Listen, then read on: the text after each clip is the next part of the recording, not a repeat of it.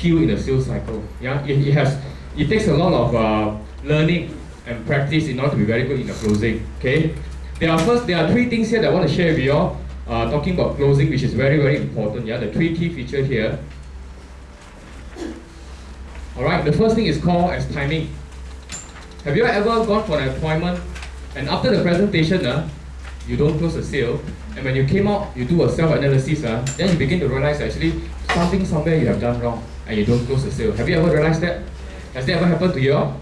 You know what is that called? Timing.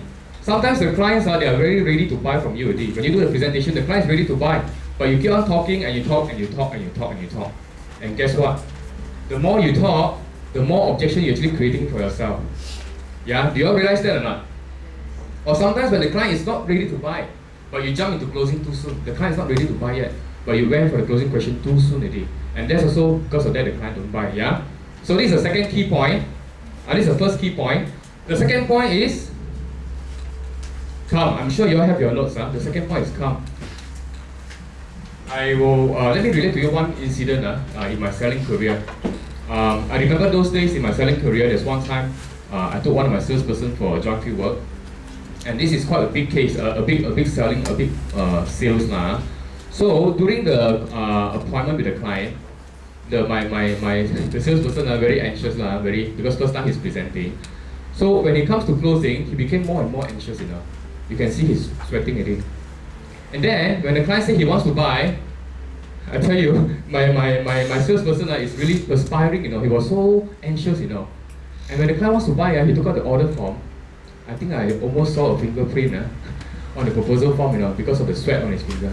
Can you imagine? And the client actually ready to buy already. But because of that, suddenly the client realized that, hey, how come I'm deciding too soon? And the client pulled back handbrake, didn't buy. You know why?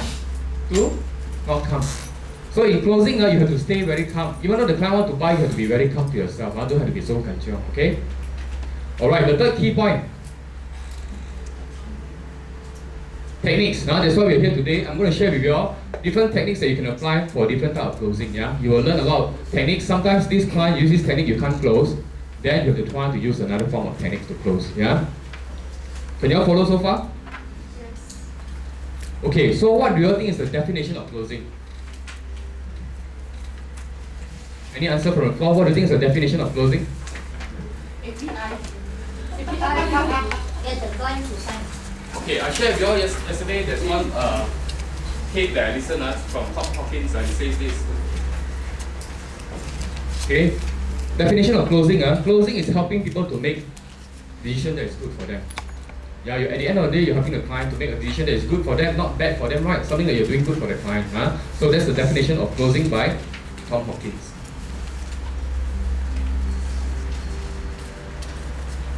Okay, so when do you think the closing starts? Anybody from the floor? When do you think closing starts?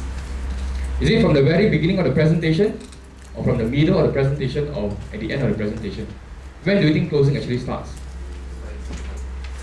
Okay, I'm going to ask questions since you are so quiet. Anli, the one who came the last. When do you think closing starts? Is it from the very beginning of the presentation, in the middle of the presentation, or at the end of the presentation, closing starts? Beginning, Okay, what about Nicole?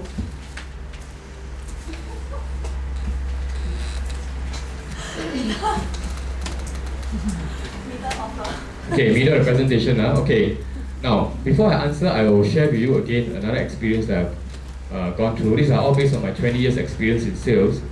Okay. I remember also doing selling books at the time. I went to one of my prospect's office. So after I sat down, I greeted him, and then while doing rapport building, I actually said something wrong, Actually, I didn't mean that statement, but I think he took it in a different manner. So somehow or other, in the very beginning, I made a blunder, so I offended him. And do you know that from that very beginning itself, the client's mind already shut down. Whatever I say is not important because I made a mistake from the very beginning, you see. So, closing starts from there. Okay, the minute you walk into the client's office, the minute you greet the client, the minute you shake the client's hand, closing already started from there. Yeah, closing is actually a process. Not at the end of the presentation, after your two lines, then you go for closing. Only closing starts from there. No, closing starts from the very beginning itself. Now let me share with you about the closing process, which is very, very important, yeah? Okay, you can see this is the closing process, right? Alright? Relax. Okay, it's 10%. Normally I spend 10% of my time relaxing the client. I'll go into details why relaxing is so important. And then the second part is talking about disturb, yeah? Disturbing the client, which is 70%. Normally I spend my time there. Solution, alright, whereby you do the two-line presentation, whereby you offer the solution, I'll spend 20% of my time. And the last one, of course, is close, 10%. But of course, it's a process. It starts from the very beginning itself, as I mentioned. The minute you walk in, you greet the client, you shake the client's hand. Closing actually already started from there. How well you're going to close at the end, how many objections you're going to have at the end depends on the whole process. Okay, so why do you think we need to relax the client? Any answer from the floor? B? Sorry. Why do you think you need to relax the client? So it's easier to communicate. Okay, today I've got a lot of situations I want to share with you also. Okay, okay, let's say, just imagine, for example, today you go for an appointment. You went and saw this prospect, okay? And this prospect, maybe he's not that friendly person.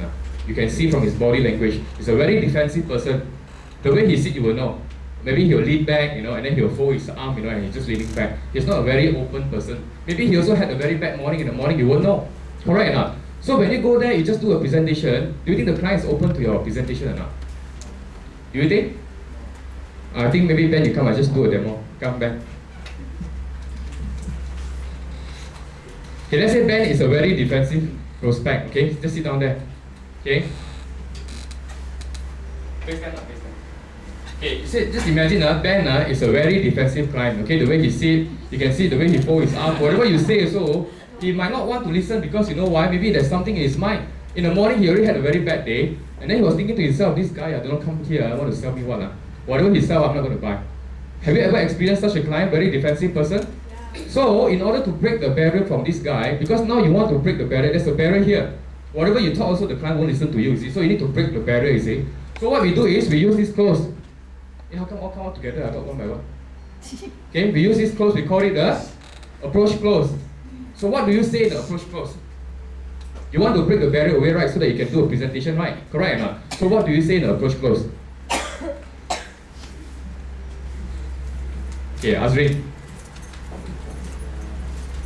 Hello, how are you?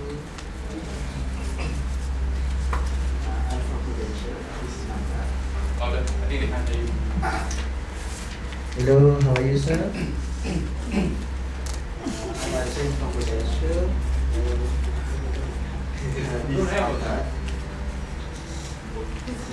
Okay, do you think the client is ready to listen to you? No, Still no. You see, the barrier is still there. See, you must put the client into the same frequency like you. Who wants to try? One more person try. One more person. Okay. Daniel. Last time, I remember last time when I was doing this class, I asked you to talk. You said no because you're doing a learning. So now you're already 3 years ago. I still got the video 3 years ago recorded.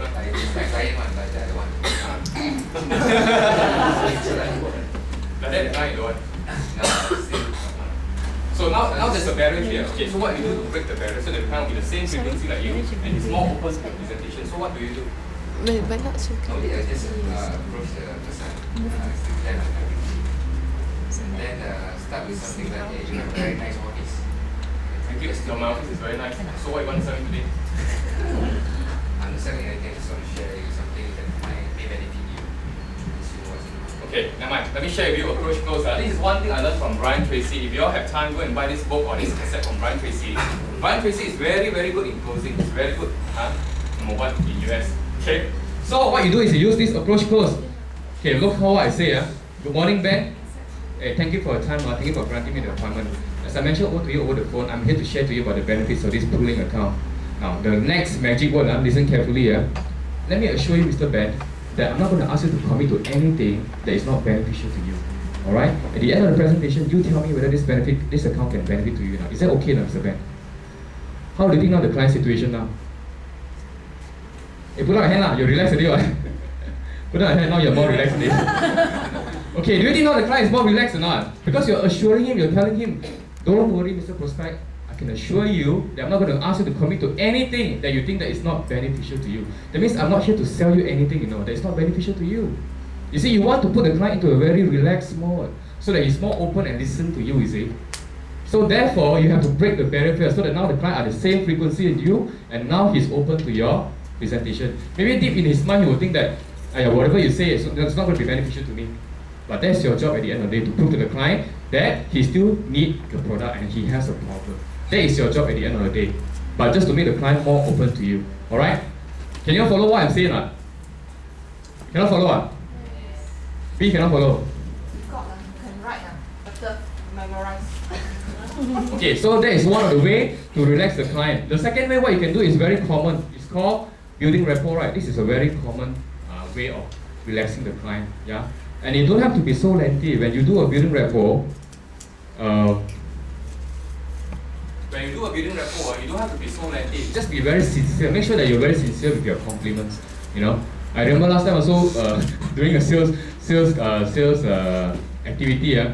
There's this guy, I went and saw him, and I meant it, from my heart. And I said, because I saw the photograph of the wife, you see. So I said, your wife very pretty, So this guy, I think he's offended. I said, yeah, my wife is very pretty, so what's the problem? So be very sincere with your compliments. You don't have to overdo it, actually. Let's say opposite sex is okay. Let's say I see Maria. I say, your husband is very good looking. It's okay, right? She won't be offended. She won't say, you're better looking than my husband, right? Correct or not? If she say that means something is wrong. She's not keen on the product. Maybe she's keen on you. You get what I mean? Okay, so when you do a rapport building, you want to relax the client. It's very simple. Just ask the client, how's your business? How you been doing? Make him feel very important of his position. I see you got a very responsible position. Very straightforward, very simple, and very, very, very sincere. That's the most important. Yeah. You will see in his office, he has got a lot of pictures. Maybe he plays golf. Just compliment him a bit. I see you're a golfer. It's a very expensive game, I heard, Just make the client feel very good on what they are doing, okay? To break the barrier. Okay, this is rapport building. So 10% of the time you spend on relaxing the client. Can you all follow? Now we come to one of the most important process in the closing, which is disturbing. Disturbing is one of the most important part in your closing. Okay, very, very important. 70% of my time, normally what I do is when I see the prospect, I talk a lot on here. Okay, when I came in as a new agent last time, when I was a very new agent, sometimes when we see the prospect, I say, I got no time, just tell me what you're doing. And I remember I did it many times. Straight away I go to the two line, When I draw that two line, people thought it's a cross, it's a Christian.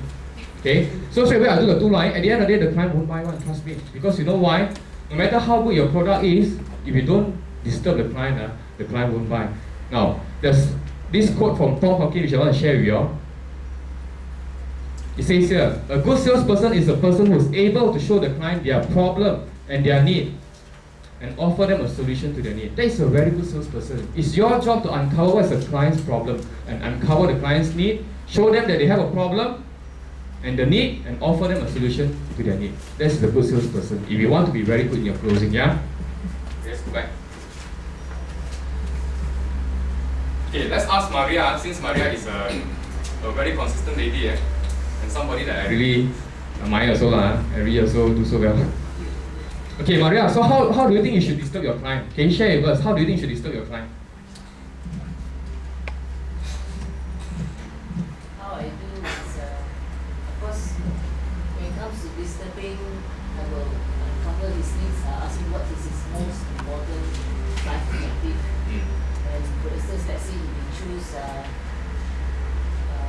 giving to long pieces for him, I said, why do you think that he has chosen this as his number one priority? So ask him why. You have to ask him a lot of questions. Yeah. Imagine the client during the presentation, the client tell you living to death is my number one problem. But when you do a presentation, you focus on education. Do you think the client is disturbed by that? Think about it. The client already ranked in the YOP or in the priority ranking during the beginning of the presentation. He says, my number one concern is living there. I'm worried if let's say anything happens to me, I cannot work. What will happen to my family? But you go and talk about education to the, when you have something happen to you, your child got money for education. Do you think you'll close the sale? That's not what the client wants. You see, so priority ranking is very important. So ask disturbing question like this, okay? Should you need, this is a very common question, I think you all already know, but sometimes we never use it, Should you need $50,000 today for medical treatment, Janice? Would that be a problem to you or not? Is that a concern for you? Is that a concern for you? You see, these are disturbing questions, is it? If you can't work today due to critical illness, should you have to retire from your work? What happened to your family? Is there an income problem to your family? You see, these are disturbing questions, right? You're actually disturbing the client. Okay? What happened to your retirement one day? How do you want to retire?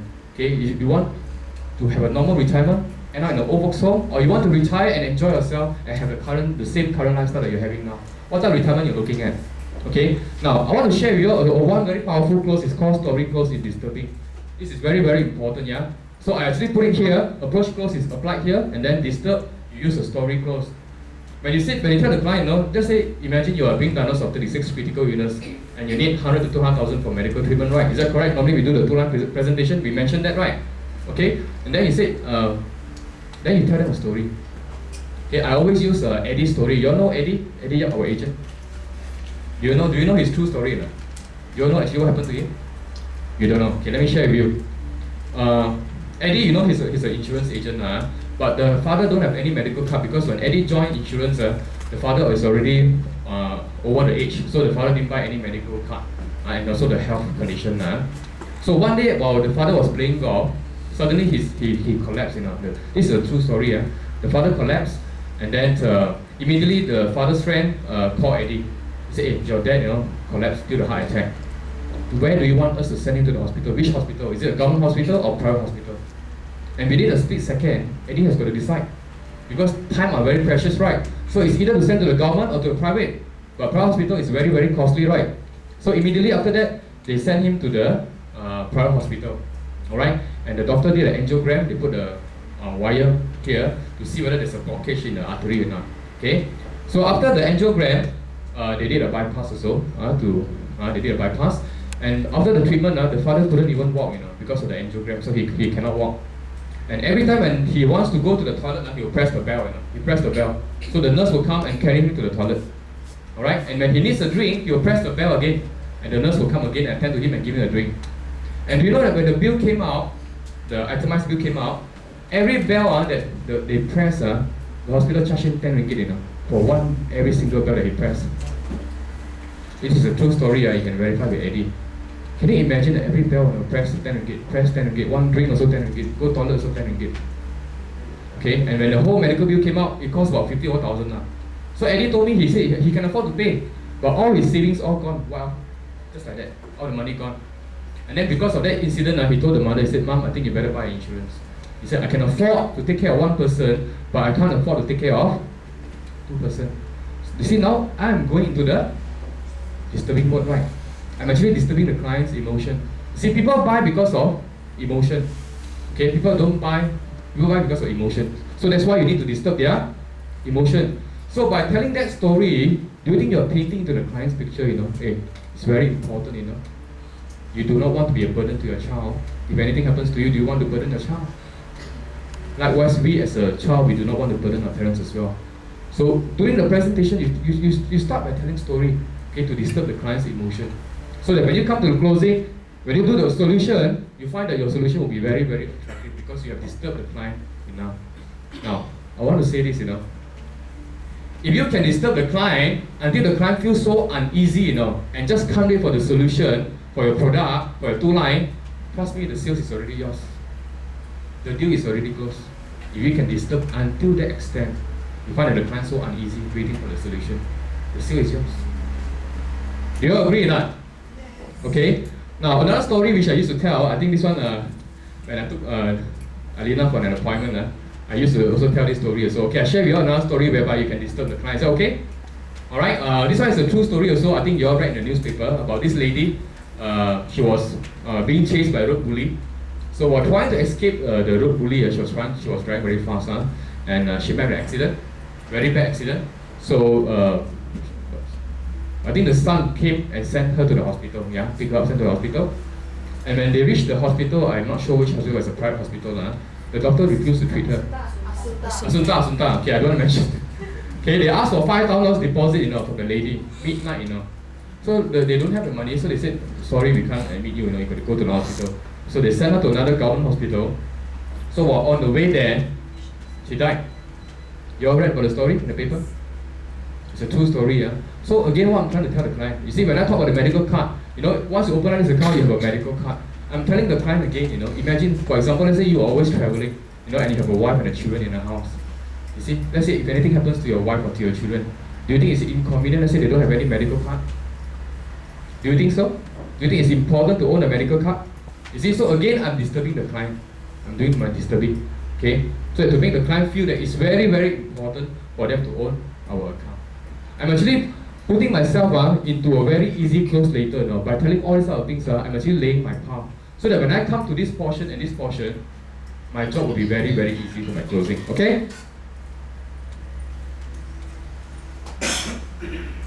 So, after the prospect is emotionally disturbed, then what do you do next? They are very emotionally disturbed. They just can't wait now for your solution. So what you have for me? What's the thing that you can offer me? So what do you do next?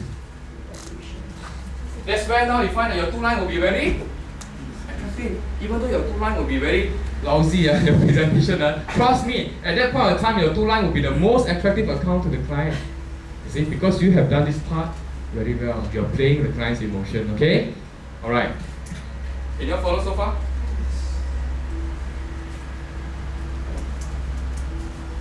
Okay, the prospect is like dying for solution. Okay, that's when you apply my favorite closing technique. Is called hot button close. During the two-line presentation, this is my favorite, all-time favorite closing techniques. Hot button. It's the most common and it's one of the most effective way of closing. Okay, let me share with you about the hot button close now. So now, once you've already done all the disturbing part, now you're moving to the two-line, right? So that's where you draw the two-line presentation, correct or not? And now the two-line, you're talking on which side? Left or right-hand side? You're talking about the right-hand side, right? The two-line or pulling, right? Here you're talking about the left-hand side. Okay, now this one you're talking about the right-hand side. Okay, so this way you apply the hot button close. Anybody can tell me what is hot button close?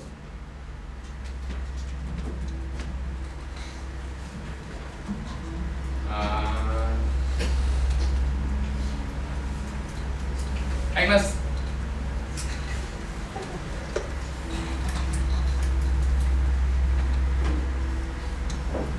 Come on. I know you know. Just one idea, just share one idea. What do you think you know? What do you understand about hot button close? Let's share with us. Let's say they worry about their parents. How about this? What medical bill is very expensive for them. If let's say their parents don't have any medical plan, this is one of the problems. Okay, do you know that a survey has been done? This is also I learned from Brian Tracy. A survey has been done. There's a 80-20% rule in closing. 80-20 rule in closing. It says here, 80% of people actually make decision based on the 20% of the benefits of the products. Do you know that? 80% of people make decision based on the 20% of the benefits of the product. Okay. Now, how to use the hot button close is very simple. Okay, from the very beginning itself of the presentation, you already identify what is the client's concern. Remember the priority ranking that Leland taught us in the two-line presentation. Number 1 is what, number 2 is what. Now you already identify the client's hot button. Now let's say for example the client's hot button is living death. Okay, unable to work due to critical illness. All right, living death. Okay, this is the number 1 concern. That means he's worried if he cannot work, what will happen to his family, what will happen to his income. So what you do is now you use our features of product. Medical card is our feature, right? Correct, it's a feature of the product. CCB is also the feature of product, okay? Now, it's very important that you must know how to turn this feature of the products into a benefits. The client said, I'm worried. If anything happens to me, I'm worried about medical bill. I'm also worried that if I cannot work, what will happen to my family, right? So now you use these 2 features of the product, you turn it into a benefit, and use these benefits to address the client's hot button. Can you all follow? Can you all follow or not? Okay, use the feature of the product, you turn it into a benefit. Should anything happens to you, don't worry sir, since the living death is the number 1 concern. Anything happens to you, we provide a medical card, and this medical card, what's the benefit? It helps you to take care of your medical problem, it solves all your medical problem, alright? And then due to critical illness, Mr. Prospect, you don't have to worry because we pay you a lump sum cash. You see, again, I use this feature of the product, I turn it into a benefit, at the same time, I address the client's hot button concern, their concern. Okay, so sometimes how to identify the client's hot button, sometimes you might not know. Let's say if you do the priority ranking, sometimes the client just give you a ranking, but they're not too they also not sure what is the priority ranking, right? Sometimes they just give you because you ask, correct or not? So one of the way for you to observe the client's hot button is by body language, correct or not? When you say certain things, you can find that the client is leaning forward, is nodding his head, and he asks you many questions about that particular feature of the product. So you know that this is the client hot button. Okay? Now, why do you think hot button close is very important? As I mentioned just now, imagine they rank living there from once, but then you talk about education. You say, so you are not key. You know, the topic you talk also not relevant to the client. So it's very important to use hot button close so that make sure that at the end of the day, the client's need is met and his closing is easier for you. Okay?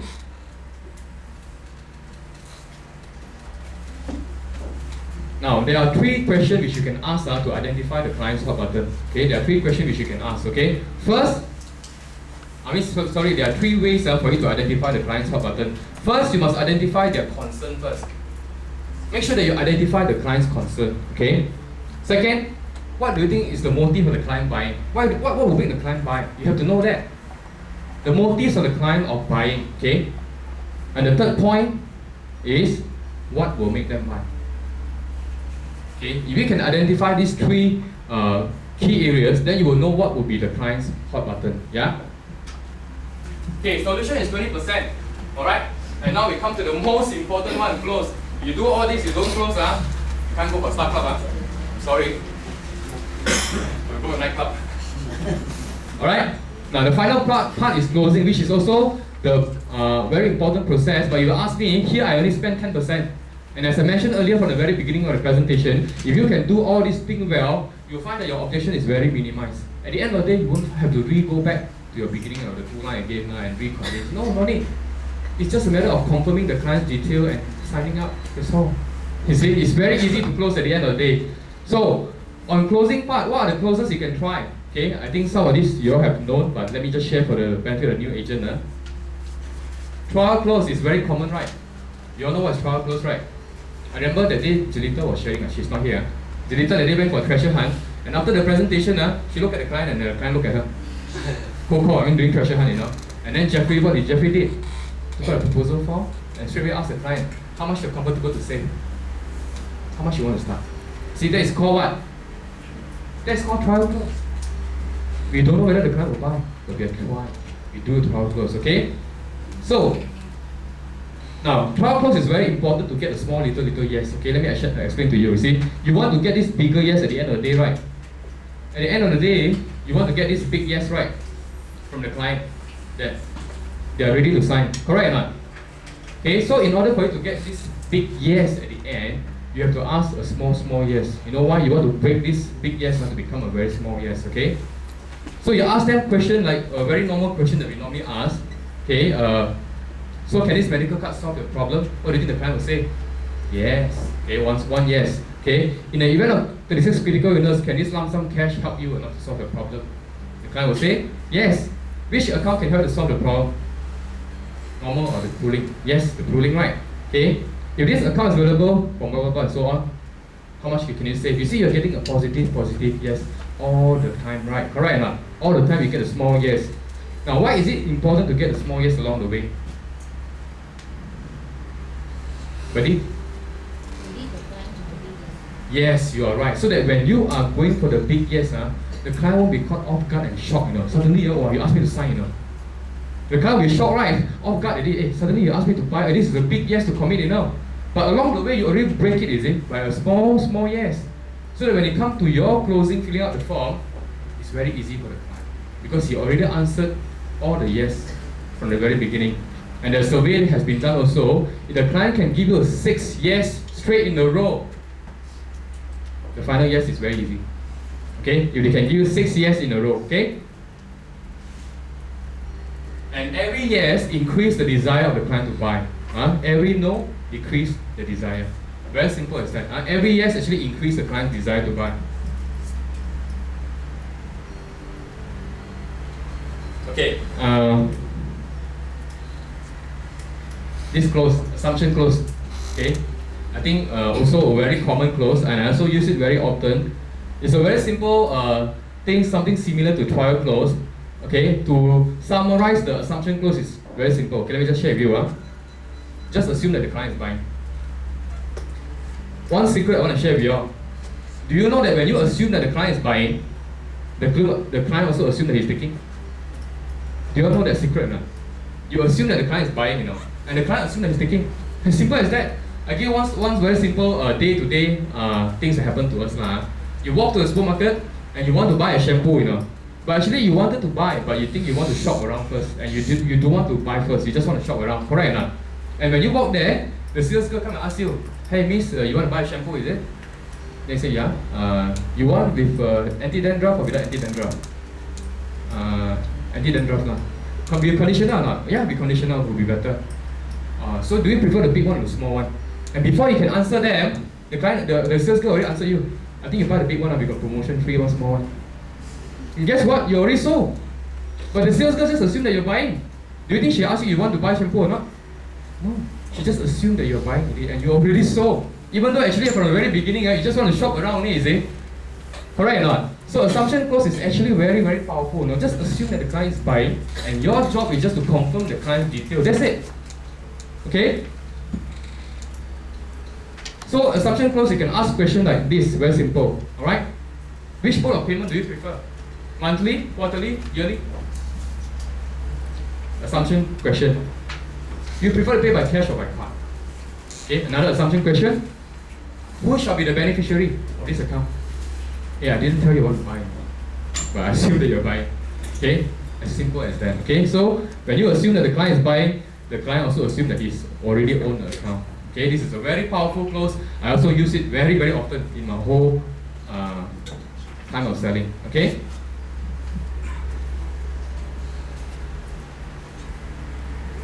Alright, now I want to share to you one very important close. It's called imitation close. Okay. This one is good for you to use on people that after you do a lot of presentation, you do a lot of convincing, and the client still don't want to buy. The client still can't make a decision. And normally I use this close called invitation close, which is very, very powerful. Yeah. Okay, they want to buy, but they're just not certain, whether should I buy or not. You see, you must understand in the process of making a decision, a prospect goes through a lot of fear. Now this one you have to understand. Put yourself in the client's position. In the process of making a decision, they have a lot of fear. They are going through a lot of process of fear. They are worried that they might be making the wrong decision, right? They are worried maybe they are not getting the best deal. So they are very concerned, is it? So your job, and it's very critical at that moment when the client goes through this type of fear, it's very critical that you straight away must pull the client from the fear zone to the very comfort zone. Very fast you have to do that, because if you don't do that fast, you will lose the client. Yeah. So if you find that this client is very want to buy but very scared, so what you do is you use this imitation close. Now, what do I mean by imitation close?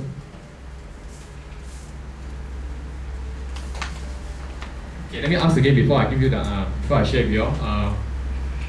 Who shall I ask? Daphne? What do you mean by imitation close?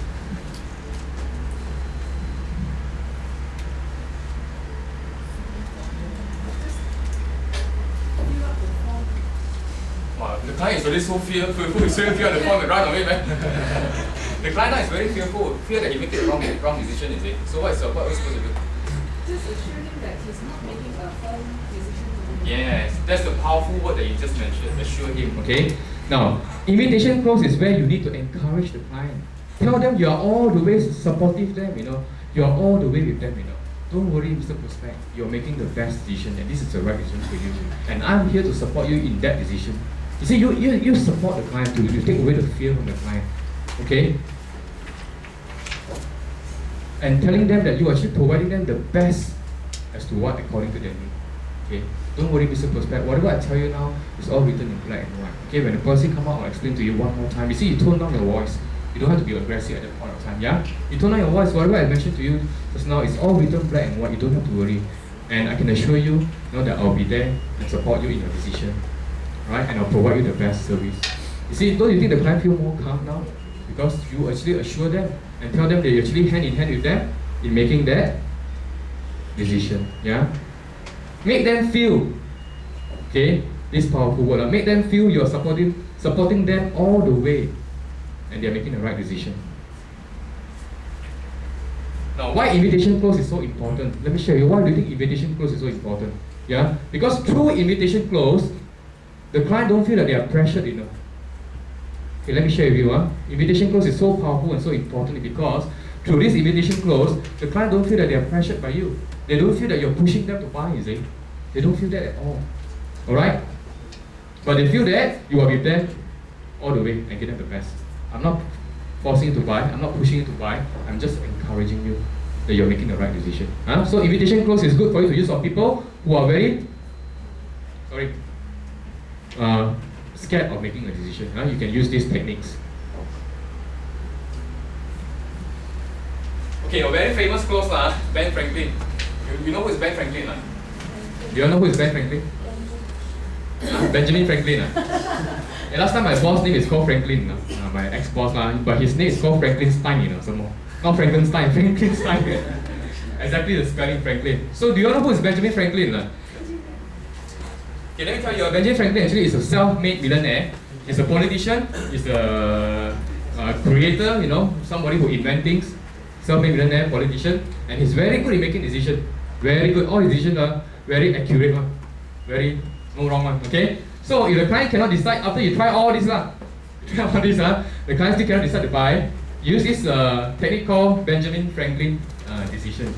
I tell my prospects sometimes, I say, since you cannot decide, why not we use Benjamin Franklin decision making? The client asks me, who is the Ben Franklin? So I said, Ben Franklin is blah blah and so on, politician, he's very good making decision and sure correct on his decision. So can we do that? Can I do that with you? The prospect said, yeah, why not? So I said, the Benjamin Franklin decision is very powerful. You know why? Because it involves the thinking process by weighing the pros and cons. Pros of buying, cons of not buying. Very simple. So when you do that, after you have tried all the methods, now you draw a line in the middle.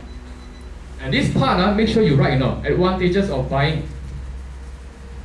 If you buy, what are the things that he will get? This part, make sure you write. Don't ask the client to write. You ask the client to write, he cannot write anything. Okay, make sure you write. When you open up this account, what do you get? You get medical cards, so you got a peace of mind. You got CCP you got life coverage you got saving and investment a lot of things, blah blah, and so on, accidental benefits, So you write down everything. So we will make decision based on the most benefits. Correct or not? Pro and cons, right? So what are the disadvantages of buying this account? At this portion, you ask the client to write. This portion, you give the client a pen and you ask him to write. Do you think how many he can write? How many things he can write? The most is 3, I got to pay the premium what else? So pay the premium so there's one thing you got to pay, right? So you see I think maybe the price So you see from here, you will know what is the client's concern, is it? It's actually a reverse. So when the client write, actually money so you know the budget is a concern, so you can address the issue. So when the client write on this portion, trust me, majority of them can't even write 3. So after you show the difference, here got 3, here got 6, 7. So sir, I think you have really, looks like you're making a decision. Correct, you already made a decision, right? Because you say buy based on the more advantages, right? So now who is controlling the situation? You or the client? You are controlling the situation. At the end of the day, the client will buy because he has more to gain than more to lose. Okay?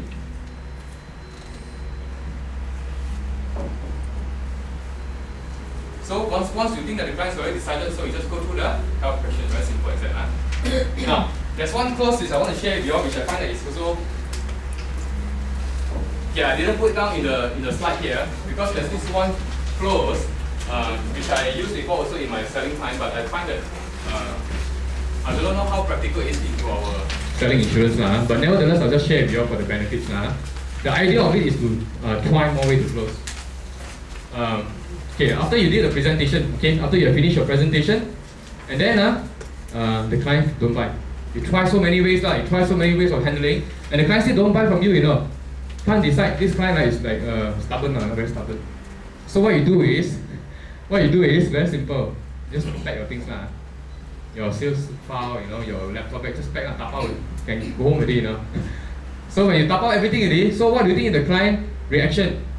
Do you think it's more relaxed to see that you tapao already, he's not pushing you to buy, so happy, relax, right? Psychology So when you tapao, you leave your things. Before you leave, you stand up before you want to leave. Then you sit down again and do some Hindustan movie. Yeah, you know what's Hindustan movie or not? Yeah, very simple. Come back. Actually, Mr. Prospect, I just want to know what's the one reason that you don't buy with me today? Ask them one question, Mr. Prospect, do you mind to tell me actually what is the one reason that you don't buy from me today? That you don't want to go ahead today? You see, from that moment, do you think the client will give you the actual answer? Actual reason as to why he don't want to buy. If he's sincere, he will tell you the actual reason why he don't want to commit today. Correct or not? Yeah. So when he tell you the reason, what you do? I'm sorry, Mr. Prospect. I must have overlooked on the matter. Can I address the issue to you now? Sit down back again. So actually the sale is considered gone, but you reverse it back. You get what I mean or not? So when the client tells the actual reason, so you just sit down and say, sorry, Mr. Prospect, maybe I overlooked on the matter, I didn't address the issue. Can you give me a chance to address to you again one more time? Sit down and do the addressing. You see, the idea of this is not to say that definitely you will close. I'm not saying that definitely you will close, okay? But it's to try as many times as possible to close the deal. Closing is talking about a lot of attempt, a lot of try. 1, 2 times you cannot close, my dear friends, sometimes. If the client is ready buyer, yes. But if the client is a person who are not sure yet, you have to try different ways of closing. Okay, I have asked my client for 11 times for names before in my previous sales experience. 11 times I asked for the name, until the client take the IC and throw in front of me. I have done that before. So closing is talking about a lot of practice. Okay, closing is all about persistence. The more times you try to close, the nearer you will secure the sale. Yeah, it's all about persistence. You have to be very, very persistent in your closing. You already go all the way there. You already spend your time, and there you are. You're doing a presentation. Don't you want to close the sale? Don't you want to close the deal? You're all the way there. Do what? Present handling objections and come back. Do what? Try to close the sale in any way possible. By any chance that you have. Okay, so in summary, just nice the time. Closing starts from the very beginning. You step into the client's office. Remember that. When you step into the client's office, you shake the hand. Closing already started from there. Okay, how you project yourself, it's already start from there. Show them their problem and offer them a solution. The case is already yours. All right. Apply different techniques till you close. All right. And closing is a habit. The more you close, the easier you find it gets into closing. All right. Any question you want to ask? You all learn anything? Yes. Okay, I hope you all learn from this session. Any question that you all want to ask now?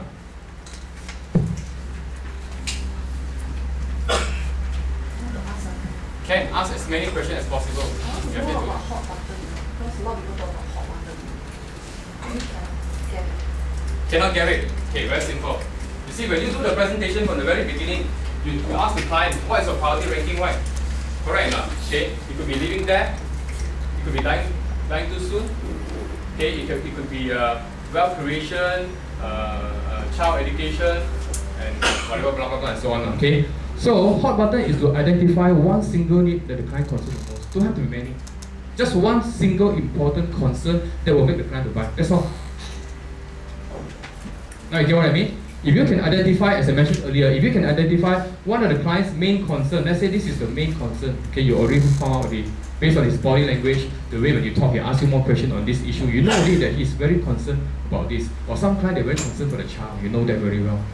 So when you do the presentation, when you explain about our features of product like the medical card and the CCB, you turn it into the benefits and you address to the client's hot button. Tell them, when you own this account, you don't have to worry for this. Our account solve your problem.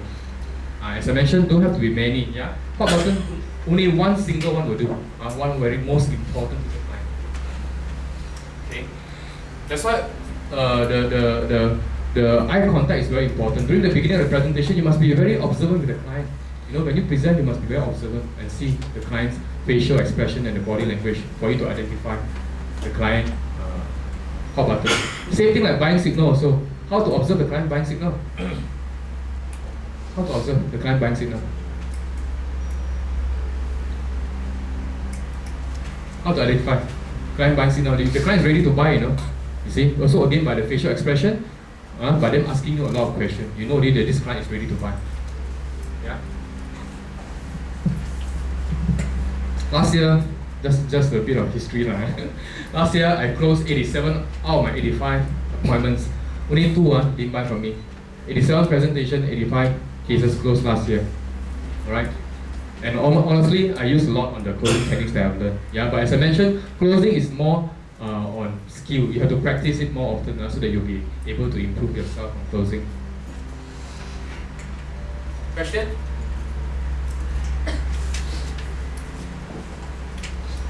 No question can tap out here. Azmi. What if for the loss close, when the client say that he or she...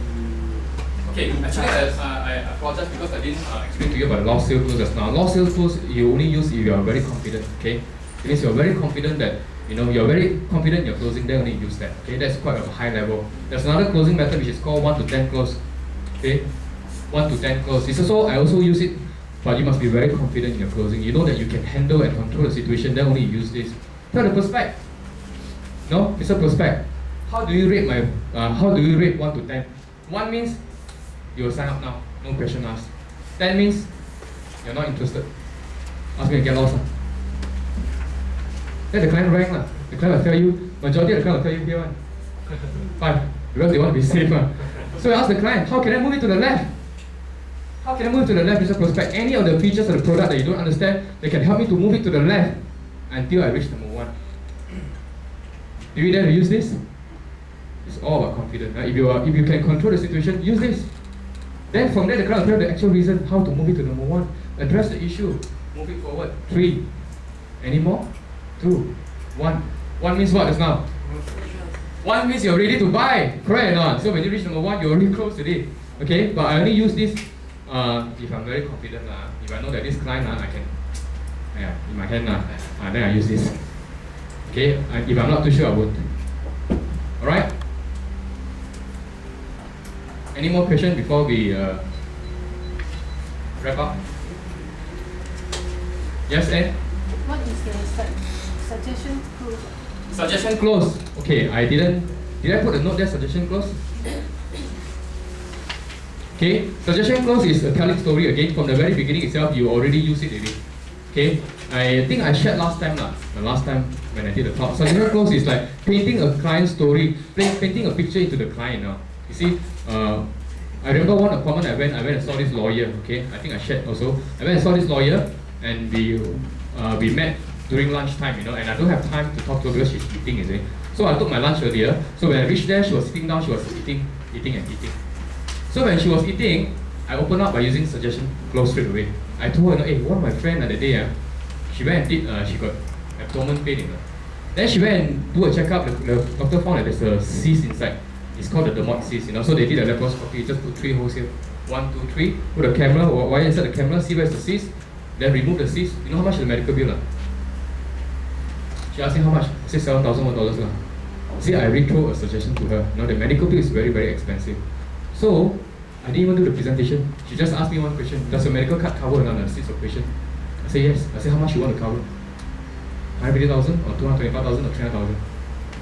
She asked me what's the difference. I shared with her the difference. Sign up.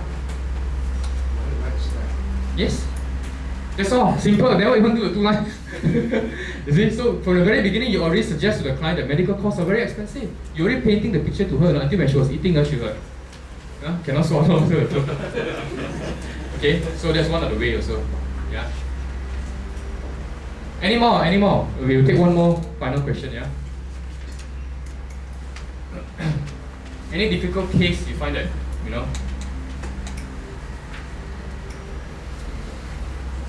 The customer will ask you, you can't close on the spot. They will ask you to come back again. The client say that you can't close on the spot, or you say that you can't close on the spot? Yeah, it's not close on the spot. The problem is you, is it? It's not the client. The client, do you know one thing I also observe about after reading books? They say, client, people always love to buy things. Do you know that? People always love to buy things. And once they already bought, they're very happy because they own the product. Have you ever bought something and you feel very happy and you feel very happy that you bought? People always love to buy, you see.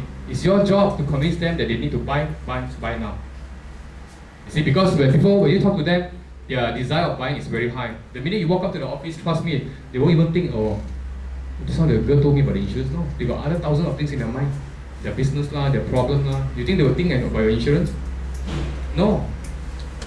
So the minute when you see them, try to close them on the spot. See, majority of us, I think we close case all on the spot. Yeah, and very rare follow up with close case. Very rare. Even myself, very rare. Follow up normally don't want. Yeah. Okay, so I think we'll end here. It's already past time. All right. So I hope you all learned something from this session. Okay, the next cash class, Leland will be talking about call reluctance. Those of you who are so afraid of their phone, see the phone also run away. Come and attend the session next Thursday. Cash call reluctant, teach you how to overcome your fear on making phone calls. Yeah. All right. Thank you very much.